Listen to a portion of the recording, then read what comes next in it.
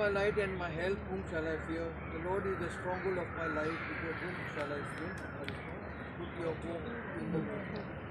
There is one thing I ask of the Lord, for this I long, to live in the house of the Lord all the days of my life, to savor the sweetness of the Lord, to behold his temple. For there he keeps me safe in his tent in the day of evil. He hides me in the shelter of his tent. On the rock he keeps me safe.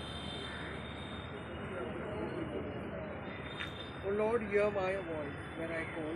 Have mercy and answer. Of you my heart has spoken. Seek his face. It is your face, O Lord, that I seek. Hide not your face. Displease not your servant in anger. You may have been my help. Do not abandon or forsake me, Lord. O God, have my help. Though father and mother forsake me, the Lord will receive me.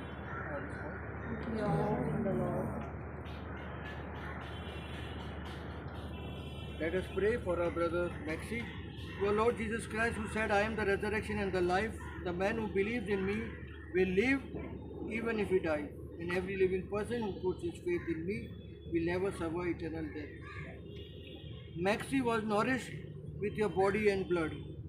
Grant him a place at your table in your heavenly kingdom. We ask this in faith.